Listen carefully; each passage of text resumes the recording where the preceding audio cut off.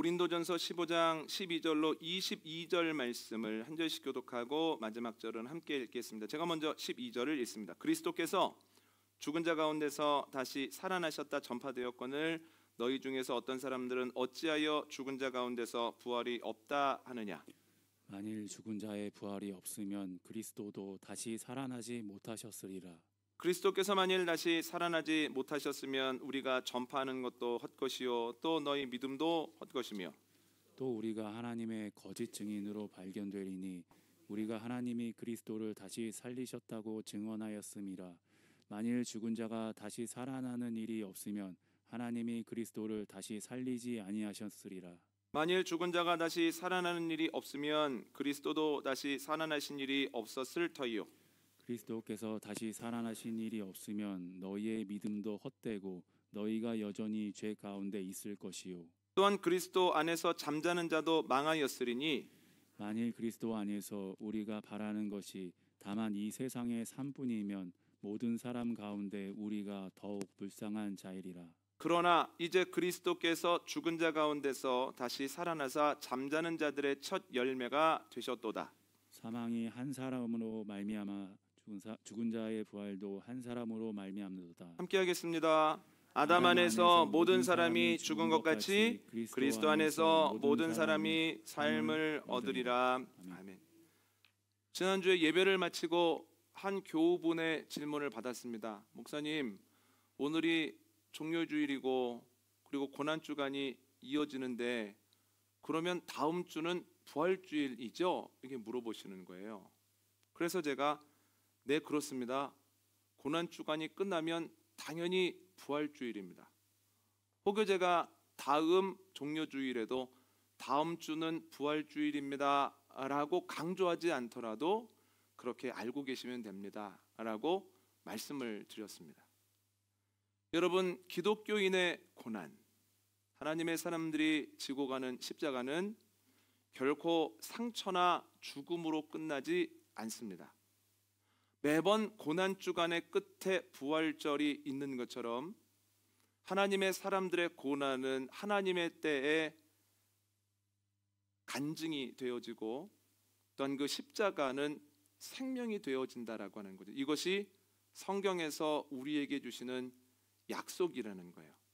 그러므로 고난 중에 있을 때, 십자가를 지고 갈 때 이게 정말 간증이 되려나, 정말 생명으로 다시 태어나려나 의심하는 것이 아니라 우리가 해야 될 것은 점검입니다.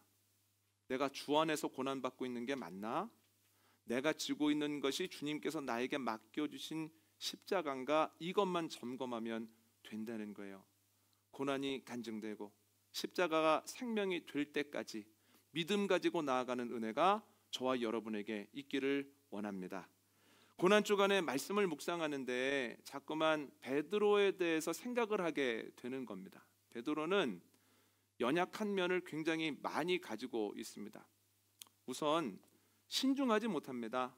변화산에 올라가서 예수님이 변모하신 모습을 보고 얼마나 흥분을 했던지, 예수님, 제가 초막 셋을 지을 테니 여기서 다 같이 사시겠습니까? 그랬다가 베드로야, 그게 무슨 말이야?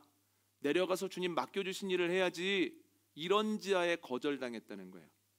예수님께서 내가 십자가를 지고 죽음 이후에 부활할 거야, 고난과 십자가와 부활에 대해서 말씀하실 때 주님, 마음 약하게 먹지 마십시오. 그런 일 일어나면 안 됩니다.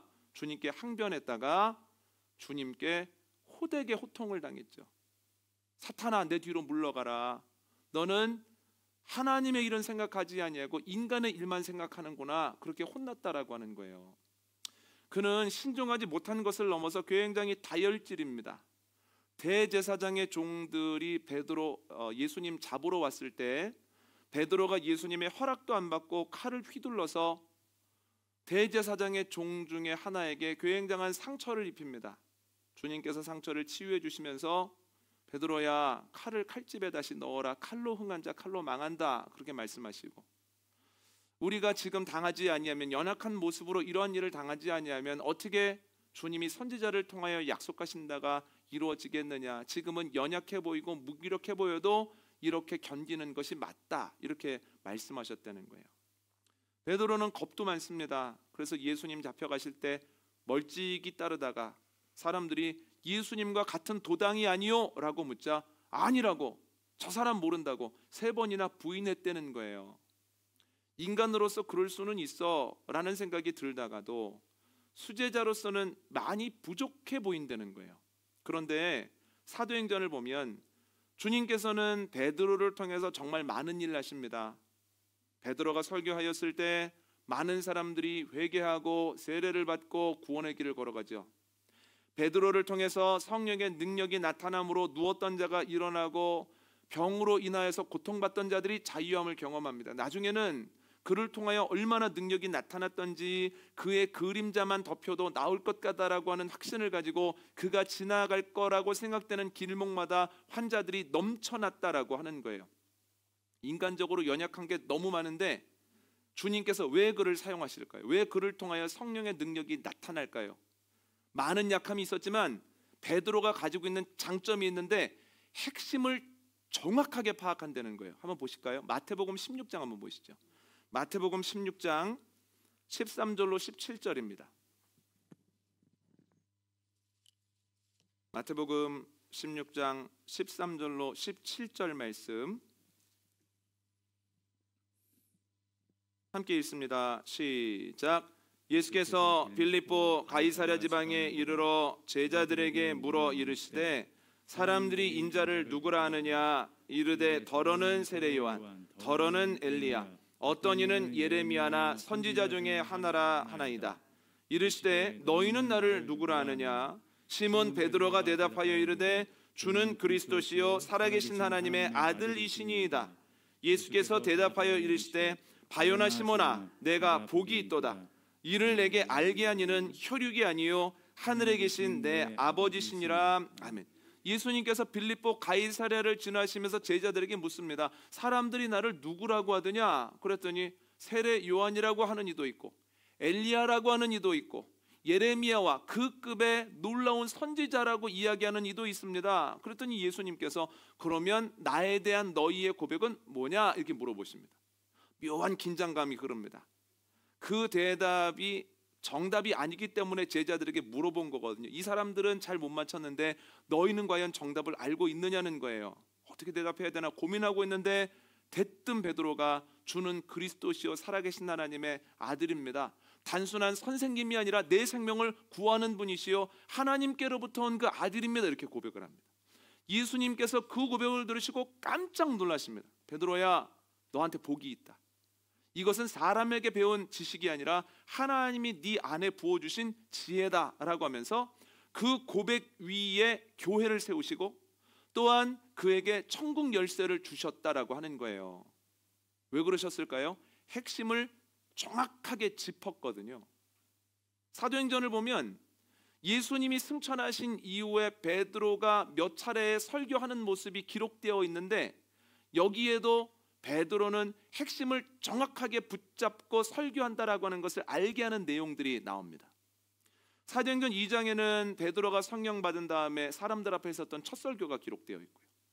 사도행전 3장에는 베드로가 요한과 함께 기도하러 가다가 날 때부터 안진뱅이인 사람을 고치고 솔로몬 행각에서 했던 설교가 나오고, 사도행전 4장에는 공회에 끌려가서 변론의 형태로 설교했던 내용이 나오고, 사도행전 10장에는 이방인 백부장 고넬료의 집에서 했던 설교 내용이 나오는데 정확하게 핵심을 짚고 있고 여기에는 3가지가 반드시 나옵니다. 첫 번째는 뭐냐면 하나님이 그의 아들을 우리에게 보내셨다. 성육신. 두 번째, 유대인들이 하나님의 아들을 죽였다. 십자가. 세 번째, 하나님의 아들이 죽음을 이기고 살아나셨다. 부활. 성육신, 십자가, 부활이라고 하는 내용이 계속해서 반복적으로 빠지지 않고 나온다라고 하는 거예요. 여러분, 베드로의 설교마다 이 내용이 나오는지 안 나오는지 한번 확인해 볼까요? 첫 번째 설교입니다. 사도행전 2장 23절 24절을 화면을 보시고 함께 읽겠습니다. 시작. 그가 하나님께서 정하신 뜻과 미리 아신 대로 내준 바 되었거늘 너희가 법 없는 자들의 손을 빌려 못 박아 죽였으나 하나님께서 그를 사망의 고통에서 풀어 살리셨으니 이는 그가 사망에 매여 있을 수 없었음이라. 아멘. 두 번째 설교 한번 볼까요? 사도행전 3장 14절과 15절입니다. 시작. 너희가 거룩하고 의로운 일을 거부하고 도리어 살인한 사람을 놓아주기를 구하여 생명의 주를 죽였도다. 그러나 하나님이 죽은 자 가운데서 그를 살리셨으니 우리가 이 일의 증인이라. 아멘. 세 번째 설교입니다. 사도행전 4장 10절입니다. 시작. 너희와 모든 이스라엘 사람들은 알라. 너희가 십자가에 못 박고 하나님이 죽은 자 가운데서 살리신 나사렛 예수 그리스도의 이름으로 이 사람이 건강하게 되어 너희 앞에 섰느니라. 아멘. 네 번째 설교 한번 보실까요? 사도행전 10장 39절로 40절입니다. 시작. 우리는 유대인의 땅과 예루살렘에서 그가 행하신 모든 일의 증인이라. 그를 그들이 나무에 달아 죽였으나 하나님이 사흘 만에 다시 살리사 나타내시되. 아멘. 보신 것처럼 베드로의 설교에서 십자가와 예수님의 부활은 빠지지 않습니다. 이게 핵심이기 때문입니다. 이게 빠지면 아무것도 아니기 때문입니다. 핵심을 잘 붙잡고 있기 때문에 많은 연약함이 있음에도 불구하고 주님이 그를 통해서 일하셨다는 거예요. 베드로만큼이나 귀하게 사용해 주셨던 바울도 핵심을 정확하게 붙들고 있었습니다. 그 중에 하나가 오늘 본문입니다. 오늘 본문 19절 화면으로 한번 읽어볼까요? 시작. 만일 그리스도 안에서 우리가 바라는 것이 다만 이 세상의 삶뿐이면 모든 사람 가운데 우리가 더욱 불쌍한 자이리라. 20절입니다. 그러나 이제 그리스도께서 죽은 자 가운데서 다시 살아나사 잠자는 자들의 첫 열매가 되셨도다. 아멘. 바울도 핵심을 분명히 붙잡고 있는데 그 핵심이 뭡니까? 예수 그리스도의 부활이라는 거예요. 학교 다닐 때 공부 정말 안 하는 친구들이 있었습니다. 수업 시간에 딴 생각하고 하품하고 잡담하고 쪽지 여기저기 옮기면서 신경을 분산시키고, 또한 자율학습 시간에 만화책 보고 심지어 도망가고 이런 친구들이 있었죠. 성적 잘 안 나옵니다. 근데 당연한 겁니다. 억울할 것도 없죠. 뿌린 것이 없는데 어떻게 거두겠습니까? 이런 친구들은 성적이 안 나오는 것이 당연합니다만 참 안타까운 경우가 있었습니다. 수업 시간에 집중하고 필기도 열심히 하고 선생님에게 질문도 하고 쉬는 시간에도 화장실 갔다 와서 책 보고 점심시간에도 공부하고 심지어 소풍 때 책도 가지고 가는데 책을 보면 형광펜이 색색으로 칠해져 있고 여기저기에 포스트잇이 잔뜩 붙어 있는데 공부를 못한다는 거예요. 그럼 여러분, 이러한 경우를 보면 본인과 부모님도 힘들겠지만 선생님도 너무 안타까워하고 친구들도 너무 안타까워하죠. 본인도 공부를 못하면서 야, 내가 못하는 건 당연하지만 너는 좀 잘 나와서 좋은 대학 가야 되는데 왜 너도 공부를 못하냐, 이런 일들이 꼭 있다라고 하는 거예요. 여러분, 열심히 하는데 왜 안 노는데도 성적 안 나올까요? 그 이유는 분명합니다. 핵심을 잘 모르기 때문이에요. 책을 가만히 보면 여기에다가 왜 줄을 거놨지? 이런 게 있고, 중요한 건 가만히 놔둔 걸 보면서 아하, 핵심을 못 잡고 딴 것을 열심히 할 때 선택의 기로에서 오답을 짚는구나 라고 하는 것을 생각해 보게 됩니다. 여러분, 신앙생활도 마찬가지입니다. 신앙생활이라고 해서 다 같은 모습으로 신앙생활하는 것 아닙니다. 어떤 분은 대충대충 신앙생활합니다. 신앙생활을 하는 것 같기도 하고 안 하는 것 같기도 합니다. 말씀을 듣는 것 같기도 하고 안 듣는 것 같기도 하고, 말씀을 읽는 것 같기도 하고 안 읽는 것 같기도 하고, 기도를 하는 것 같기도 하고 안 하는 것 같기도 하고, 기독교인인 것 같기도 하고 세상 사람 같기도 합니다. 밝을 때는 기독교인인 것 같은데 어두울 때, 사람들이 보이지 않을 때는 비기독교인처럼 보이는 이들이 많다는 거예요. 그런데 이런 이들은 결정적인 순간에 세상 사람들과 같은 선택을 할 수밖에 없습니다. 당연합니다. 억울할 것도 없습니다. 신앙은 성전의 뜰만 밟는다고 해서 힘을 발휘할 수 있는 성질의 것이 아니라는 거예요. 교회만 왔다 갔다 한다고 해서 우리 안에 성령의 능력이 채워지는 것 아니라는 거예요. 그래서 이렇게 신앙생활하면 매번 교회는 다니면서도 매번 결정적인 순간에 시험에 넘어지고 쓰러지고 세상 사람들과 같은 결정을 할 수밖에는 없습니다. 그런데 안타까운 경우가 있습니다. 열심히 예배 참석하고 또한 설교도 듣고 기도하자고 하면 기도의 자리에도 오고 성경 공부하자고 하면 성경 공부도 하고 여러 가지로 힘을 쓰는데 시간적으로나 물질적으로나 주님께 헌신을 하는데 결정적인 순간에 넘어지는 분들이 있습니다. 저것만 넘으면 될 것 같은데 꼭 거기서 넘어지고 저걸 선택하면 안 되는데 자꾸만 오답을 짚어내는 경우가 있다는 거예요. 이런 경우는 목회자로서 너무 안타깝습니다. 열심히 했는데 왜 저분은 결정적인 순간에 꼭 안 될까? 꼭 넘어질까? 여러분 이유가 뭘까요? 핵심을 붙잡지 못해서 그렇습니다. 여러분 신앙생활하면서 핵심을 붙잡으면 주님께서 그 핵심 붙잡음을 통해서 우리에게 힘을 주신다는 거예요. 우리 핵심이 무엇입니까? 주님께서 이 땅에 오셨다는 성육신입니다. 우리를 위해 피를 흘리셨다는 십자가입니다. 또한 죽음을 이기시고 다시 사셨다는 부활입니다. 성육신을 생각할 때 그의 아들을 내어주시니가 우리에게 왜 필요한 것을 주시지 않겠는가? 눈에 보이지 않을 때 어려움을 만났을 때도 이기게 되죠. 십자가를 붙들고 있을 때 그래 예수님도 십자가를 지셨는데 왜 나에게 어려운 일이 없어? 어려움 없는 인생이 어디 있어? 다 어렵지. 이런저런 모양으로 힘들 수밖에는 없지. 새벽에 말씀드렸던 것처럼 예수님도 십자가를 지시다가 결국 한 발자국도 가지 못해서 웅크리고 있었던 그 순간이 있었는데 왜 나라고 못하겠어? 이제는 그만둘래. 이제는 포기할 거야 라고 하는 절망의 순간이 왜 안 오겠어?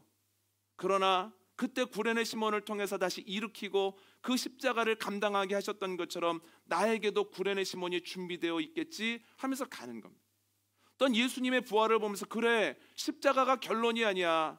예수님이 우리 앞에 걸어가셔서 결국은 승리가 우리의 힘이고 우리가 경험할 바라고 얘기해 주셨어 하면서 걸어갈 수 있다라고 하는 거예요. 여러분 신앙생활하면서 핵심을 꼭 붙들고 나아가는 저와 여러분 되시기를 원합니다. 신앙생활하면서 문제를 넘어서고 여러 가지 시험을 넉넉하게 이김으로써 야, 이 맛에 신앙생활 하는구나. 성경에 나왔던 이야기가 나에게도 일어나는구나. 성경에서 일하시는 하나님이 지금도 내 길을 여시고 내가 사랑하는 사람들을 구원하시고 바꿔가시는구나. 이러한 참된 고백이 저와 여러분의 가정에 넘치게 되어지기를 원합니다.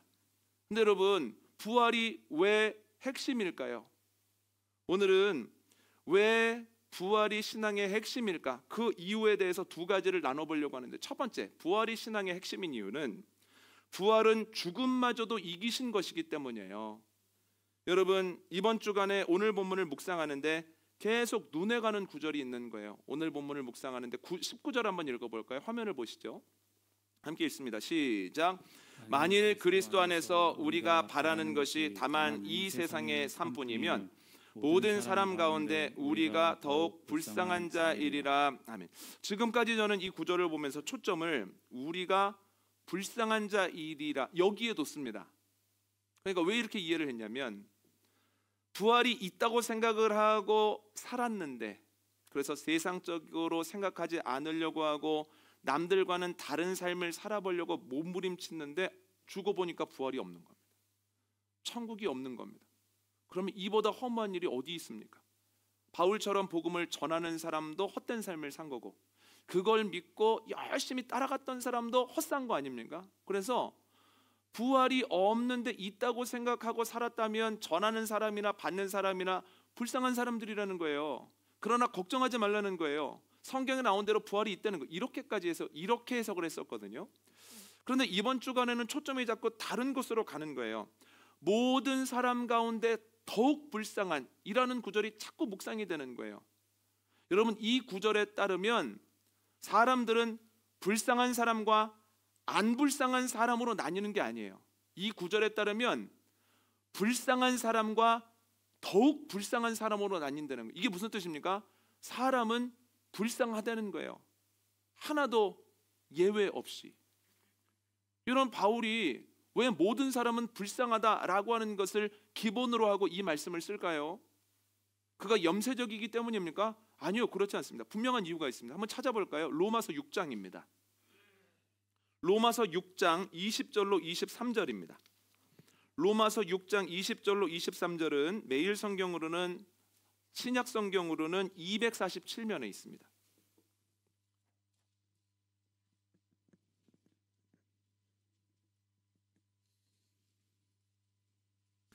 로마서 6장 20절로 23절입니다. 신약 성경 247면 즈음에 있습니다. 함께 읽습니다. 시작. 너희가 죄의 종이 되었을 때에는 의에 대하여 자유로웠느니라. 너희가 그때 무슨 열매를 얻었느냐? 이제는 너희가 그 일을 부끄러워하나니 이는 그 마지막이 사망임이라. 그러나 이제는 너희가 죄로부터 해방되고 하나님께 종이 되어 거룩함에 이르는 열매를 맺었으니 그 마지막은 영생이라. 죄의 삭은 사망이요 하나님의 은사는 그리스도 예수 우리 주 안에 있는 영생이니라. 아멘. 21절을 보십시오. 죄의 종으로 살았을 때에 거두게 되는 열매 마지막이 무엇입니까? 사망이라는 거예요. 23절을 보십시오. 죄의 삭, 죄의 대가는 사망입니다. 그러니까 죄를 지으면 죽을 수밖에는 없습니다. 어떻게 됩니까? 죄를 짓지 말아야 합니다. 그런데 문제는 죄를 짓지 말아야 한다고 하는 것을 알면서도 죄를 짓지 않을 수 있는 능력이 우리에게는 없다는 거예요. 모든 사람은 죄의 영향력 아래에 있고 죄의 당김을 감당하지 못합니다. 마치 이 지구상에 사는 모든 사람들이 중력의 영향을 받고 있을 뿐 아니라 스스로의 힘으로 중력으로부터 자유로울 수 없는 것처럼 모든 사람들은 죄의 영향을 받고 죄를 못 이기죠. 그러므로 모든 사람은 죽을 수밖에는 없습니다. 여러분, 죽음이 결론인 삶이 얼마나 서글픕니까? 아무리 열심히 살고 많은 것들을 이뤄도 결국 결론은 죽음입니다. 다 죽습니다. 얼마나 서글픕니까? 그런 삶을 사는 사람들은 얼마나 불쌍합니까? 그가 살았을 때 모습이 어떠했건 간에 죽음이 결론인 삶은 서글프고 안타깝고 힘듭니다. 가령 몸이 건강했던 이가 시간이 흐르면서 몸이 너무너무 약해집니다. 그러면 어떤 서글픔이 듭니까? 야, 저렇게 단단하고 건강했던 분이 저렇게 건강이 힘들어졌네. 아유, 안타깝죠. 젊었을 때부터 몸이 약했던 이들이 나이 들어가면서 굉장한 고생을 합니다. 그럼 어떤 생각이 듭니까? 저분은 평생 몸 때문에 고생만 하다가네. 사는 게 뭐야? 이런 생각이 들죠. 넉넉하게 살았던 분이 죽음을 맞이합니다. 그러면 사람들이 어떤 생각을 합니까? 참 인생 허무해. 이걸 다 놓고 가네. 야, 인생이 뭐야? 이런 서글픔이 들죠. 그런데 평생 경제적인 고민을 했지만 경제 때문에 고민했던 사람들의 죽음을 보면서 때로는 초라한 빈소를 보면서 어떤 생각을 합니까? 야, 이분은 평생 동안 이 무거운 짐 지고 살다가 끝까지 이렇게 가시네. 또 마음이 힘들다는 거예요. 건강하시다가 나이를 드시거나 건강치 않다가 나이를 드시거나 상황의 형편이 어땠든 간에 시간이 가면서 죽음에 가까워지고 있다라고 하는 것은 굉장히 서글프고 안쓰러운 일이다라고 하는 거예요. 여러분들 어떠십니까? 나이 들어간다라고 하는 것은 옛날에 자연스럽게 되던 것, 그것이 자연스럽게 안 된다는 거예요. 옛날엔 당연히 보였던 것이 안 보이니까 돋보기를 쓰는 거 아닙니까? 옛날에는 당연히 조절이 되었었는데 조절이 안 되기 때문에 남성분이나 여성분이나 나이를 드시면서 약을 먹을 수밖에 없는 것 아닙니까? 때로 내 힘으로 붙이다라고 하는 걸 자꾸만 느끼기 때문에 이런저런 좋은 것들을 찾아서 먹을 수밖에 없는 것 아닙니까? 나이 들어가면서 약해지고 변해가고 힘들어지고 이런 것들이 사람들을 서글프게 만든다라고 하는 거예요. 죽음이 삶의 결론이라면 이건 너무 서글프고 너무 안타깝죠. 그런데 여러분, 기뻐하십시오. 죽음은 우리의 삶의 결론이 아니라는 거예요. 왜냐하면 예수님이 그것을 부활로 몸소 보여주셨습니다. 예수님 이전에는 모든 사람은 죽을 수밖에 없어. 죽음은 끝이야. 죽으면 못 돌아와. 영원한 잠, 영원한 밤에 들어가는 거야 라고 생각했지만 예수님께서 아니다. 죽음이 끝이 아니야 라고 하는 것을 부활을 통해서 보여주셨다라고 하는 거죠. 이 말을 들으시고 이렇게 물으실 분이 있습니다. 목사님, 예수님 이전에도 다시 살아났던 사람들이 있지 않습니까? 구약에도 그런 사례가 있고 예수님 당시에도 회당장 야이로의 딸이 그랬고 나인성 과부의 아들이 그랬고 또한 나사로가 무덤에서 나오지 않았습니까? 라고 물으실 수 있지만 이건 다른 경우입니다. 그들이 다시 소생하기는 했지만 다시 하나님의 때에 죽음을 맞이했습니다. 죽음의 권세를 이긴 건 아니었다는 거예요. 그런데 예수님 어떻습니까? 십자가에 달려 돌아가신 지 3일 만에 부활하시고 다시 돌아가시지 않고 아버지 하나님께 승천하셨죠. 이게 뭡니까? 예수님이 죽음의 권세를 깨뜨려 버리셨다라고 하는 거예요. 예수님의 부활이 어떤 의미를 갖냐면 우리가 나이 들어감으로 인해서 죽음이 우리의 삶의 결론인 것 같아도 결코 그렇지 않다. 우리의 삶의 결론은 죽음이 아니라 생명이다 라고 하는 것을 주님이 직접 보여주셨다라고 하는 거죠. 이것이 오늘 본문에서 우리에게 얘기하고 있는답니다. 한번 읽어볼까요? 오늘 본문 19절로 20절입니다. 이 부분 한번 찾아보시죠. 고린도전서 15장 19절로 20절입니다.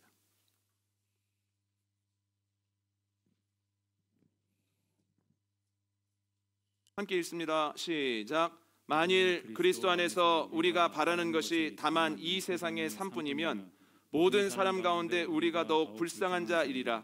그러나 이제는 그리스도께서 죽은 자 가운데서 다시 살아나사 잠자는 자들의 첫 열매가 되셨도다. 아멘.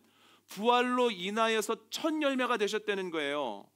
죽음이 끝이 아니라는 거예요. 주님께서 생명의 문을 열어놓으셨다라고 하는 거. 그래서 우리가 죽음을 결론으로 삼고 있을 때 불쌍한 사람과 더 불쌍한 사람으로 나뉘어지지만 주님이 부활의 첫 열매가 되심으로 우리는 불쌍한 사람들 아니라는 거예요. 주님의 은혜를 입은 사람들이라는 거예요. 저는 20절 앞에 나오는 그러나라고 하는 접속사가 너무 짜릿합니다. 주님의 부활이 없었다면 우리는 서글픈 삶을 살아가는 사람들이고 불쌍한 사람들이나 그러나 예수 그리스도께서 부활하심으로 우리는 불쌍한 자가 아니라는 거죠. 이것을 기억할 때 나이 들어감이 단순히 서글픔 아닐 겁니다. 나이 들어간다라고 하는 것은 죽음으로 가까이 가는 것이 아니라 주님께서 우리를 위해 예비해 놓으신 천국에 입성하는 것이요 새 생명을 얻는 날이기 때문입니다. 바울이 뭐라고 얘기합니까? 날로 내 겉사람은 후패해져 가지만 내 속사람은 새로워져 간다는 거예요. 그도 왜 몸이 약해지지 않았겠습니까? 그런데 부활하신 주님을 믿을 때에 겉사람의 후패해져감이 나에게 집중되어지는 사안이 아니라 속사람이 새로워짐으로 점점 그리스도의 부활과 영광에 가까워지는 것이 훨씬 더 중요한 일이 되었다라고 하는 거지. 아, 주님의 부활은 나에게 희망이구나. 내 삶의 결론은 생명이구나. 여러분 이것을 기억할 때 몸의 약해짐이 아니라 속사람의 새로워짐이 우리의 마음속에 기쁨으로 다가오게 되어지기를 원합니다. 주님의 부활 희망이기에 복음의 정수입니다. 두 번째로 부활이 복음의 핵심인 이유는 부활은 우리까지도 살리신 것이기 때문이에요. 2021년 7월 11일에 버진 항공의 조종사 2명과 신청한 사람 4명이 우주선을 타고 궤도 80km까지 가서 90분 동안 우주 여행을 했습니다. 그러니까 신문들이 드디어 우주 여행의 시대가 열렸다 대서특필을 했습니다. 기사를 읽으면서 궁금한 거예요. 그 정도 궤도에 올라가면 지구는 어떤 모습으로 보일까 궁금합니다. 어느 고도 이상으로 가면 우주의 고요라고 이야기할 수밖에 없는 아주 고요한 순간이 와서 속삭이는 소리까지도 그냥 들린다는데 그건 무슨 느낌일까? 세 번째는 어느 정도 시간 한 6, 7분 동안 무중력 상태를 경험한다고 하는데 그 무중력 상태는 어떤 느낌일까? 굉장히 궁금한 겁니다. 그런데 기사를 다 읽고 나서 이건 나랑 무관한 얘기구나 라고 하는 생각을 하게 되었습니다. 물론 그 우주선에 탑승하려면 미국에도 가야 되고 3일 동안 훈련도 받아야 되고 돌아오지 못할 수 있다라고 하는 두려움도 넘어서야 하지만 가장 큰 문제는 우주선에 타려면 25만 불을 내야 되는 거예요. 그러니까 그 당시 환율로 하면 25만 불은 2억 8천만 원 정도가 되더라고요. 지금의 환율로는 3억 2천이 좀 넘습니다. 90분 여행을 하려면 그 정도 돈을 내야 되는 거예요. 제가 설교를 준비하면서 자료를 조금 더 찾아보니 2차 여행을 준비하고 있는데 처음 성공하고 나니까 가겠다는 사람들이 막 몰리는 거예요. 그래가지고 가격이 올랐습니다. 45만 불로 올랐어요. 그래서 90분 동안 우주 여행을 하려면 6억 이상을 내야 됩니다. 궁금하기는 하나, 우주 여행의 가능성은 열렸으나 저와 무관한 것은, 여기 앉아 계신 모든 분들과 그 여행이 무관한 것은 그것을 위해 치러야 되는 대가가 너무 크다는 거예요. 여러분, 크기만 합니까? 우리가 치를 수 없는 돈이죠. 여러분, 90분 여행하겠다고 6억을 넘는 돈을 내시겠습니까? 제가 무슨 말씀 드리고 싶냐면, 주님은 죽음을 이기심으로, 부활로 인하여서 우리 삶의 결론이 죽음 아니다, 나이 들어감이라고 하는 것은 죽음을 향한 행진이 아니라 주님께서 약속하신 생명으로의 나아갑니다, 하나님의 그 놀라운 은혜가 준비되어 있다라고 하는 것을 보여주셨습니다. 문을 여신 거예요. 그러나 문을 여셨음에도 불구하고 너 이 문으로 들어오려면 네가 치러야 되는 대가가 있어 라고 하시는데, 그 대가가 너무 크거나 큰 걸 넘어서서 내가 감당할 수 있는 것을 훌쩍 넘어버리면 문은 열려 있으나 나와는 무관한 게 돼버린다는 거예요. 마치 우주 여행처럼 말이죠. 그런데 예수님은 무엇을 요구하실까요? 요한복음 3장 16절 읽어보실까요? 찾아보시죠. 요한복음 3장 16절입니다.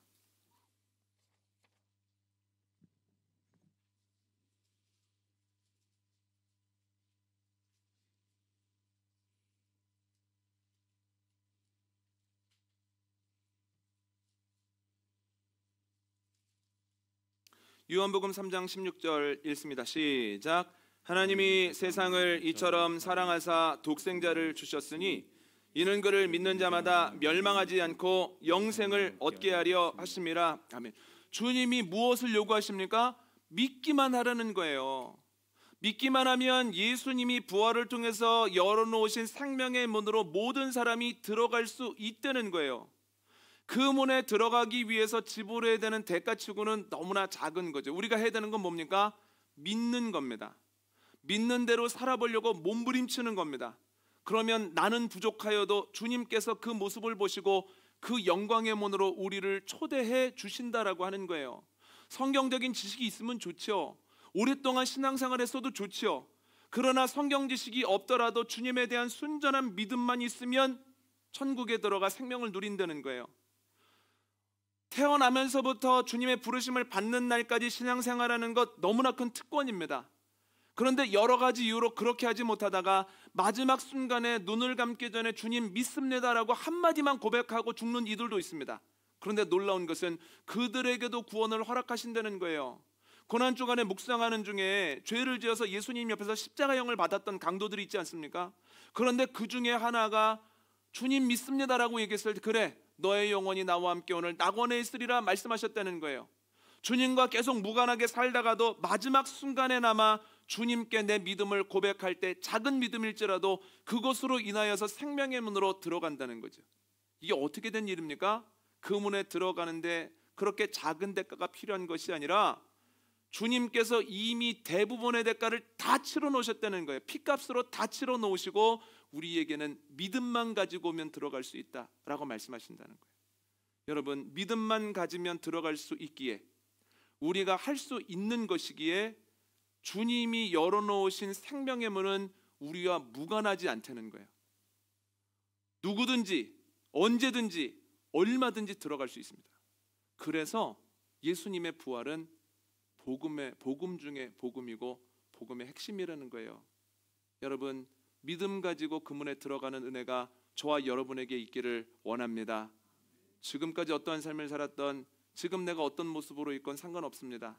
주님의 말씀을 믿고 그 믿음이라고 하는 티켓을 가지고 주님께 나아가면 주님께서 생명으로 인도하시고 그때까지 사는 동안에도 사는 것처럼 살게 하시는, 영생을 누리게 하시는 은혜를 우리에게 허락해 주실 줄 믿습니다.